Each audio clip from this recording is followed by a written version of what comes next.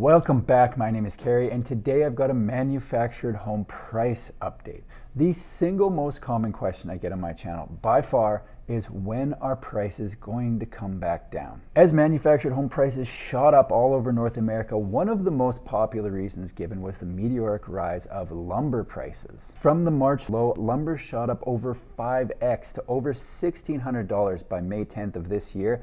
And with that, it was very easy to see why the price of a new home had increased as well. They say what goes up must come down, so I thought when lumber prices eventually came back down, home prices would follow. Price increases would be reversed, and all the people waiting on the sidelines, checkbooks in hand, would finally be able to pull the trigger on their new home. Well, lumber prices are in the toilet, falling from 1607 all the way down below 500, but for the last few weeks, manufactured home prices have stayed exactly the same.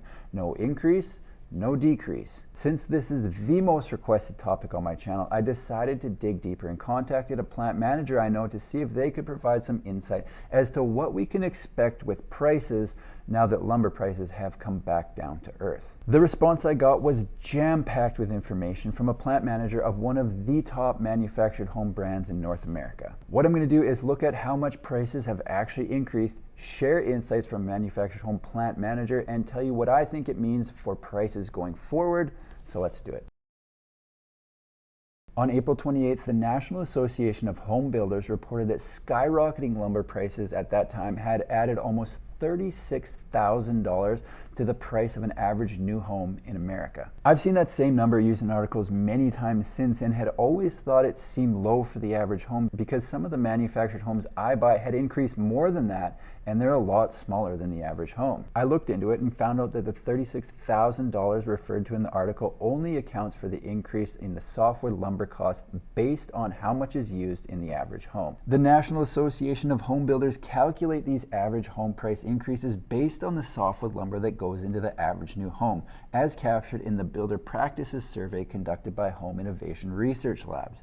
Included is any softwood used in structural framing, including beams, joists, headers, rafters, and trusses, sheathing, flooring, interior wall and ceiling finishes, cabinets, doors, windows, roofing, siding, soffit, and fascia, and exterior features such as garages, porches, decks, railings, fences, and landscape walls. What isn't included in the $36,000 is the rising cost of everything else. It's just the wood, nothing else. The cost of other building materials have gone up as well. A lot. Lumber prices combined with the rise of everything else is putting a lot of financial pressure on would-be buyers who are forced to either stretch their budget or lower their expectations. To give you an idea of the total cost increase of a new manufactured home over the last 16 months, I went back through all of the price increase notices I've received from the factory I deal with, and it works out to a difference of 36.25%. So let's say I was buying a manufactured home for $125,000 on March 1st, 2020. The same home will now cost me over $45,000 more for a grand total of $170,312. That is a huge increase in a short amount of time. So besides lumber, what's actually causing it?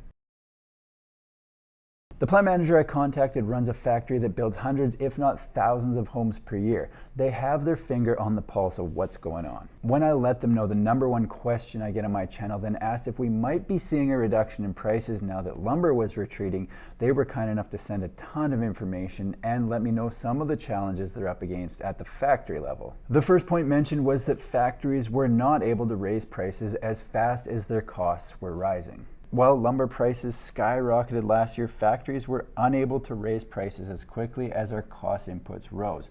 This creates a lag effect where prices to retail did not see the impact for weeks or even months later. By the time some of those prices hit the retail public, lumber prices retreated somewhat, helping curb the inflation further. Basically, if they would have passed the full extent of the price increases they were receiving at the time they were receiving them on to people like me, it would have had a larger negative impact on their business then doing a gradual price increase over time to protect their relationships with their dealer partners. I had a suspicion this was happening, but wasn't 100% sure until right now. If they would have passed a 20 or 30% increase overnight to their dealers, a lot of people would have just said, forget it, canceled orders, and waited for things to settle down. By the sounds of it, lumber prices were already on their way back down before they had even passed on the entire extent of the increase to their dealers. So manufactured home prices could have easily been higher than they are right now. The big question on everyone's mind is, if lumber prices continue to go down, will the price of a new manufactured home follow suit? Well, it isn't that simple, because now the price of everything else is going up. What has impacted home prices this summer has been the other materials that have increased in cost due to the supply and demand pressures. Last winter's petrochemical plant damage caused by the Texas ice storms and continued import logistical bottlenecks. Energy pricing also affects manufacturing and distribution of many building materials. According to the National Association of Home Builders, shortages of materials are more widespread than ever before since they started tracking in the 1990s. More than 90% of builders reported shortages of appliances, framing lumber, and OSB. Exactly 90% said there was a shortage of plywood, and 87% said there was a shortage of windows and doors. As a result of the reasons given, the factory reported that their costs on exterior cement siding had risen 32%, copper wiring 20%, windows 5%, and composition roofing 6 to 10%. But it gets worse. The company supplying the factory their building materials has made their increases retroactive and immediate. No price protection is given, and long-term contracts have been terminated with a clause to terminate a contract due to weather or illness. Price increase notices were attached to the email so I could verify it's all true and ongoing, with the latest notices coming in this summer. Even worse, one of the factory suppliers had taken the exact opposite approach of price protection and has reserved the right to set the price the day the product ships. Can you imagine ordering something and not knowing how much you're going to pay for it until after it ships out?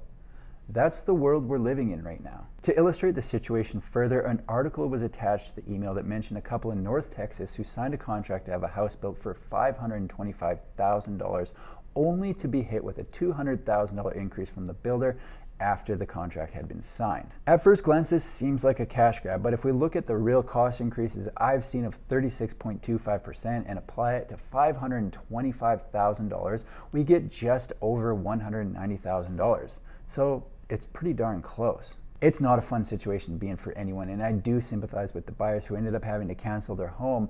But if the builder's expected to take a $200,000 loss, they're going to go out of business, the demand increases, and the whole situation just gets worse. Lumber prices have come back down to a level where I thought we might start to see new home prices come down as well. However, all it seems like the decreases in lumber prices are doing are helping to offset the increase in other building materials, because I haven't seen a price increase notice for the manufactured homes I'm buying for over a month. After a year like we've had, where it wasn't uncommon to get multiple price increase notices in a single week, I think maybe we can consider that a win. From an email I got from a manufactured home plant manager, it seems like the entire supply chain is still a mess, leading me to believe that it's more likely that manufactured home prices will go up again before they're going to go down. However, if lumber prices stay at the level they're at now, hopefully that'll be enough to offset any new material increases we see and allow prices to stay put a little while longer. No increases, no decreases. I think that's best case scenario for the short term. Those are my thoughts anyway. That's all I've got for today. If you like manufactured home videos, make sure to subscribe to my channel, because I've got new ones coming out every single week. Thanks for watching. We'll see you in the next one.